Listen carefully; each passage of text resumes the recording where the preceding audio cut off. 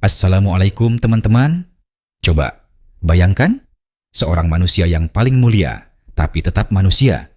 Kadang tersenyum, kadang berpikir, kadang memilih sesuatu. Lalu Allah langsung menegurnya. Itulah Rasulullah Shallallahu Alaihi Wasallam.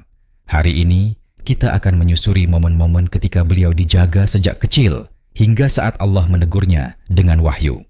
Sejak kecil, Muhammad Shallallahu Alaihi Wasallam tumbuh di tengah masyarakat Quraisy yang penuh pesta, syair, dan berhala. Pernah suatu malam, beliau mendengar suara musik dari sebuah pernikahan Quraisy. Rasa penasaran muncul di hatinya. Aku ingin tahu seperti apa pesta mereka, pikirnya. Beliau pun berjalan mendekat, tapi belum sampai, rasa kantuk luar biasa menimpanya. Beliau terjatuh tertidur pulas di pinggir jalan, dan baru terbangun ketika matahari sudah tinggi. Kejadian itu bukan sekali, tapi 2 kali. Seolah Allah benar-benar menutup jalannya menuju maksiat. Lalu, datanglah sebuah peristiwa besar yang kelak akan selalu dikenang sebagai tanda pemeliharaan Allah sejak kecil. Ketika itu, Muhammad kecil sedang bermain bersama teman-temannya di padang gembalaan dekat rumah Halimah As-Sa'diyah, ibu susu beliau. Cuaca terik, tanah tandus, dan anak-anak berlari gembira. Tiba-tiba, 2 sosok asing mendekat. Mereka bukan manusia biasa. Itulah malaikat Jibril dan 1 malaikat lainnya. Anak-anak lain terkejut, sebagian berlari ketakutan, meninggalkan Muhammad kecil seorang diri. Jibril segera menangkap beliau, membaringkannya ke tanah. Dengan lembut namun tegas, Jibril membuka dada Muhammad kecil. Dari dalam dada, Jibril mengeluarkan segumpal darah hitam, seraya berkata, "Inilah bagian setan darimu." Lalu mereka mengambil bejana dari emas, berisi air zam-zam yang jernih dan suci.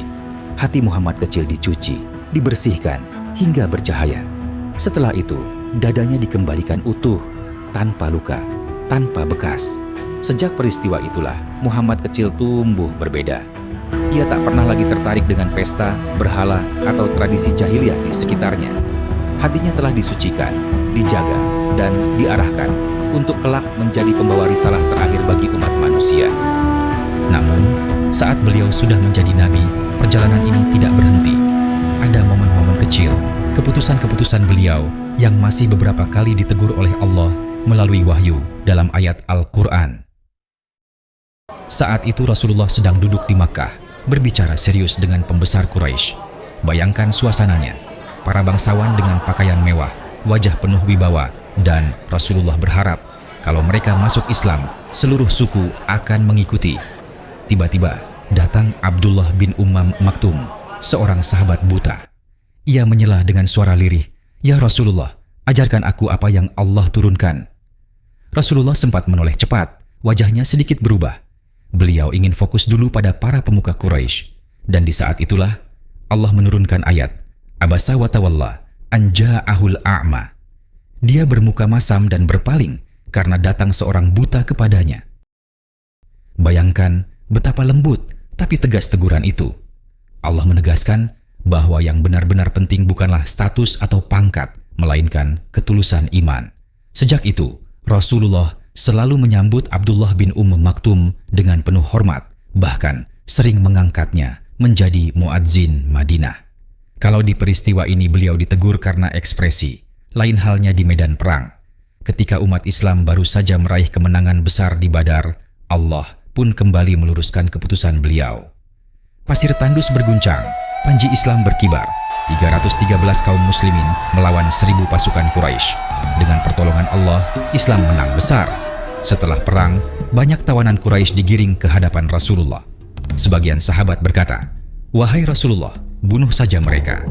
Yang lain berkata, "Jadikan mereka tebusan agar Islam dapat harta." Rasulullah memilih untuk menebus mereka dengan harta atau mengajarkan baca tulis sebagai ganti. Beliau ingin memberi kesempatan hidayah, namun Allah menurunkan wahyu tegas. Tidak patut bagi seorang nabi mempunyai tawanan sebelum ia dapat melumpuhkan musuhnya di muka bumi. Pelajaran ini menunjukkan setiap langkah dakwah Rasulullah diarahkan langsung oleh wahyu, dan bukan hanya di medan perang.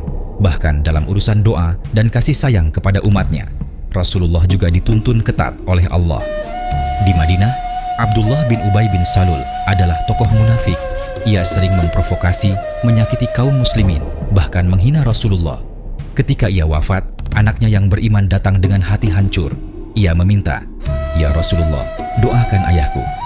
Hati Rasulullah yang penuh rahmah pun luluh. Beliau berdiri, bahkan siap mensalatkan jenazah Abdullah bin Ubay. Namun, sebelum jenazah itu disolatkan, turunlah wahyu.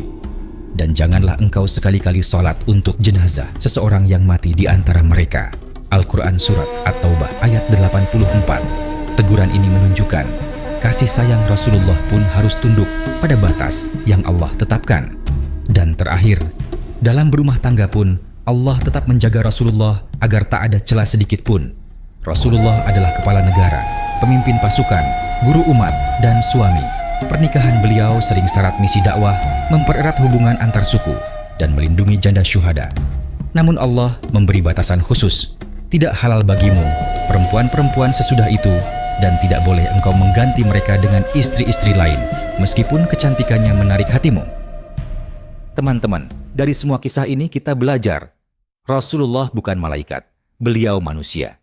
Tapi sejak kecil Allah menjaganya dari dosa, dan setelah beliau menjadi nabi, Allah langsung menegurnya agar tetap di jalan lurus. Kalau kalian suka video ini, klik like, subscribe channel Halo Ustadz, dan share ke teman-teman. Wassalamualaikum warahmatullahi wabarakatuh.